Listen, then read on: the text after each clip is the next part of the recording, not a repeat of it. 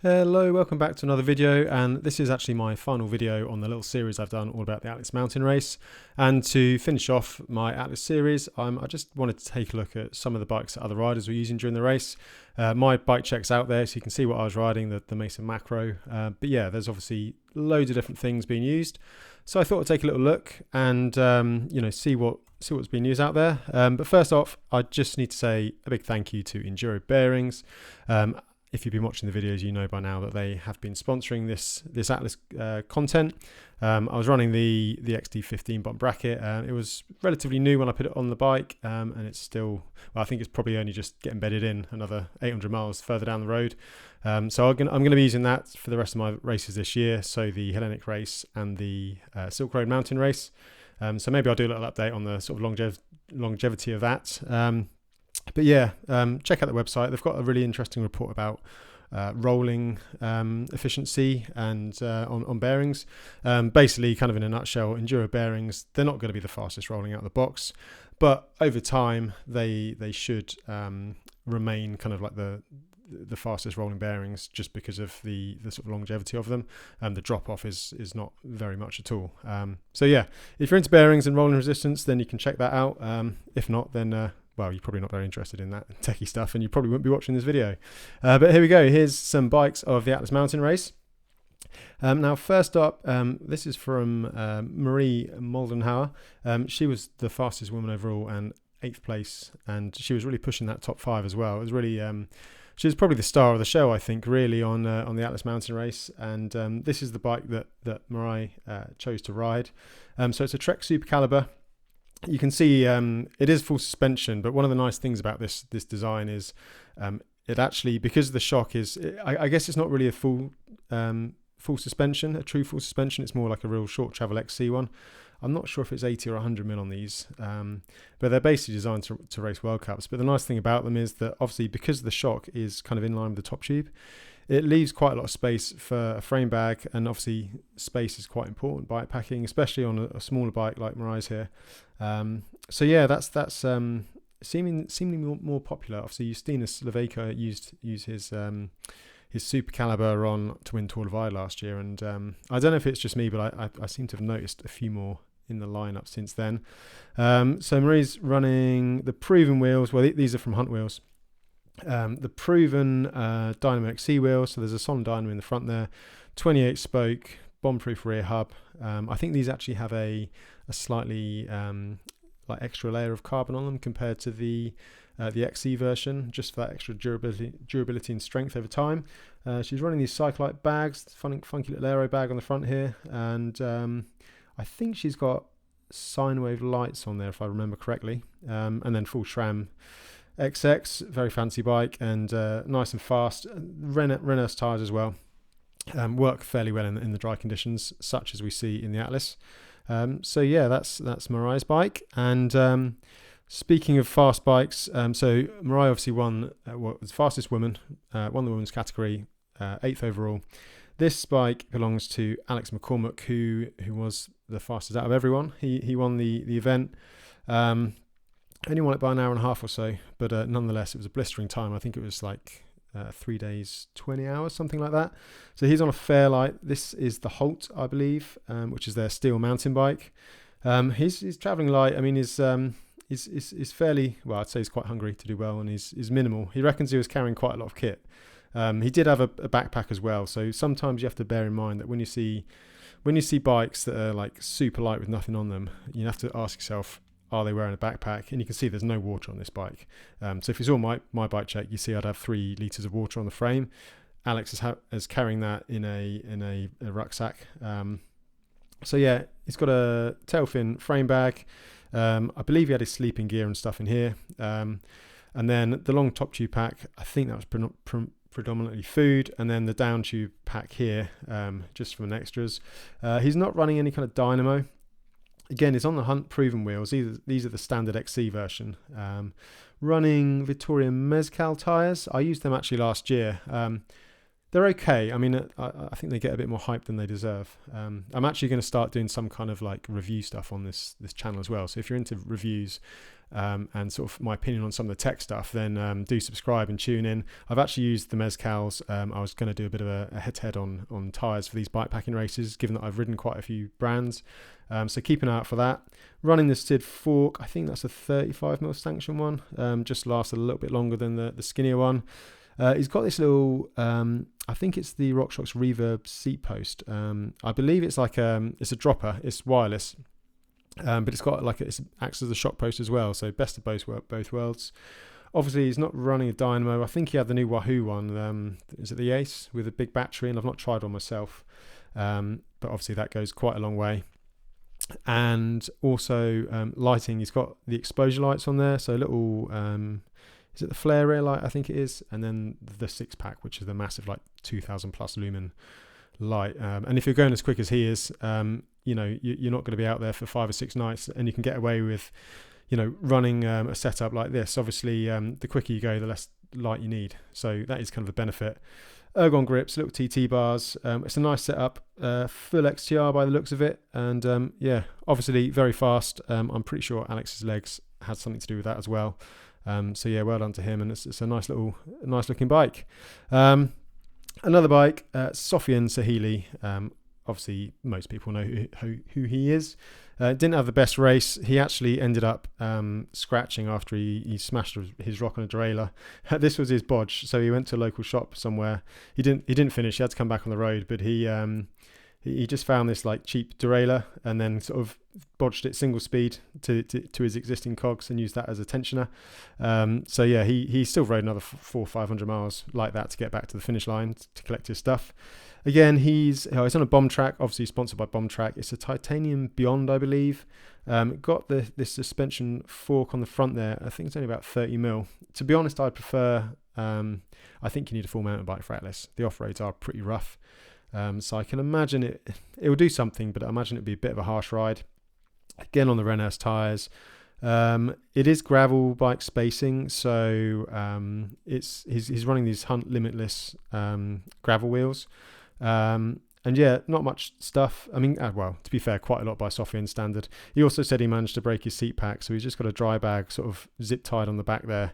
All in all, it seems to be a bit of a disaster for Sofian, so I feel sorry for him, but I'm sure he'll be back. I think his next race is Trans-Balkans in May, and I know he's got some big projects for later in the summer, so yeah, keep an eye on what Sofian's up to. He's always going to be entertaining, so it's always good to watch.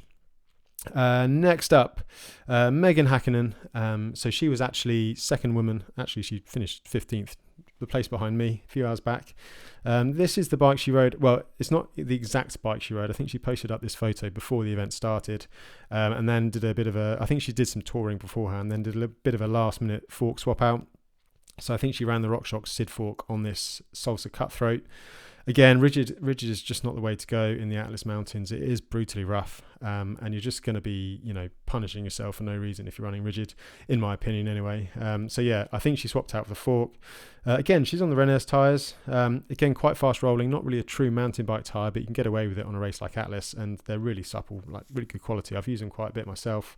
They just lack the side knobs a bit, but yeah, they sure do roll fast. So she's running those on these light bicycle wheels. Never actually heard of them, but yeah, they held up for us, so it seems okay. Running the SRAM again, SRAM Axis, wireless, with a wide range on the back, Apogura bags. I guess she was running a hydration pack, so I can't see any bottles on there unless she had it in the down tube pack.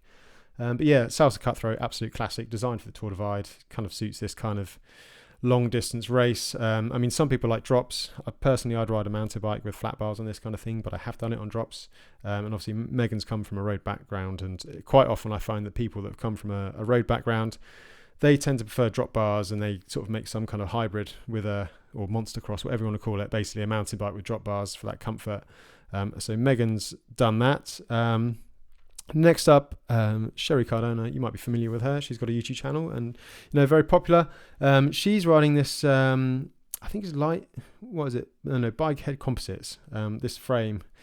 And these funky wheels, I mean, these are the big talking point for me. I can't see them being that comfortable. Now, I spoke to Sheri about them. She swears they were fine, but I can imagine they're probably good for an XC World Cup where it's all about stiffness and performance. But over the long haul on Atlas, on all those rough tracks, I do wonder if a spoked wheel would be more beneficial. These must be fairly rigid. I know you can do quite a lot with carbon fibre nowadays in terms of vibration damping, but I do wonder if it would be more comfortable on a spoked wheel set. But I've not tried them, so it's just sort of my thoughts out loud. Running the Apidura stuff again, I think she had a hydration pack. Running kind of the hybrid thing, like I said, with the drop bars on a mountain bike. Obviously, Sheri's come from a road background and sort of developing into gravel and then giving kind of a more of a mountain bike race a go.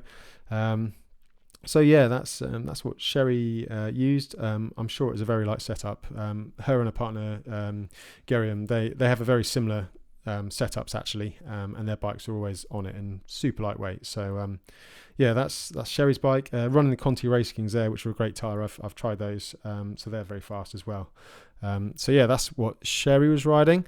Next up, now this one I couldn't actually, you'll have to excuse me because I couldn't actually find a full photo of this. So Robin Gemperle, I think it's is it Lucas Stridmatter, his partner. They rode as a pairs. Obviously, Robin won a couple of years back. This is the closest photo I could find.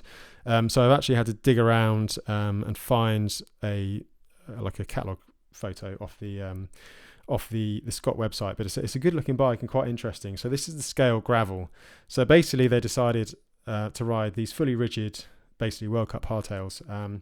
Lucas actually ended up with Sherman's neck and ended up pulling out, which is probably, I mean, it's going to be a rough ride on something like that. I was quite surprised. Me and Robin actually had a bit of a chat about this in the neutral zone. So this isn't the exact spec, obviously, but mostly they were running the Syncross Silverton wheels, which are a carbon spoke wheel.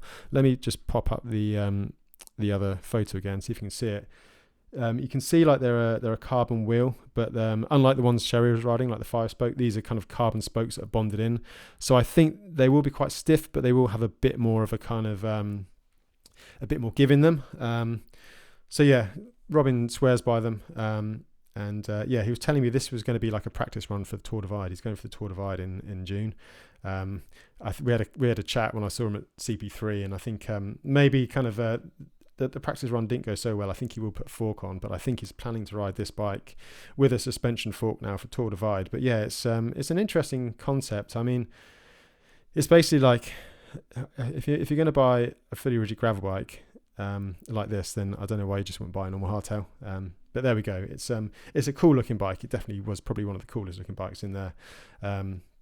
And yeah, it sort of comes with like the internal, the inner bar ends on there and things like that. Things that we're seeing sort of patterns in the ultra world. So yeah, that was the Scott scale gravel from Robin and Lucas. But yeah, jury's out on that one. I do think suspension is the way to go on the Atlas Mountain Race. This one, well, I actually borrowed this from the bikepacking.com rigs off. So cheers to those guys for letting me use it. Alex Kowaski. So big up to the single speeders. I think Alex and Eric House, they basically finished together. They were the first, I think they were like the first single speed finishers ever in the Atlas or history of the Atlas Mountain Race, which is pretty cool. So Alex was on this titanium, I think it's from Black Sheep Cycles. Cool looking bike. I do like a titanium frame. I think he was running, was it 3620 cog? But I was listening to an interesting podcast with actually Eric House. The two of them ended up riding together, and essentially they ended up riding together because they basically had the same gear and they couldn't drop each other. So when you're single speeding, you kind of basically climb at the speed your gear allows, and on the flats you kind of ride at the speed your gear allows and your cadence. And essentially they ended up riding together. But yeah, cool looking bike. Really cool guys, and yeah, they both finished together. So yeah, this was Alex's bike. So yeah, cool looking rig. Got a lot of time for single speeders. Ride a little bit of fixed and single speed myself. But yeah, don't know if I'd race or not. Maybe I should one day. Next up, and this is the last bike. This is Becky Surage, and she is actually riding. It's kind of the same. It's the same bike as me actually. This is the Mason Macro. Mine is the first prototype version. I didn't manage to get one with paint on before the race. They only just arrived a few days before. Becky, however, is on a production frame with some paint on, so it's nice just to show it in a production form. Running all the tail fin bags there. She's fairly heavily loaded, but I think Becky, she does a lot of YouTube stuff, so I'm sure there'll be a really cool video of her experience coming out soon.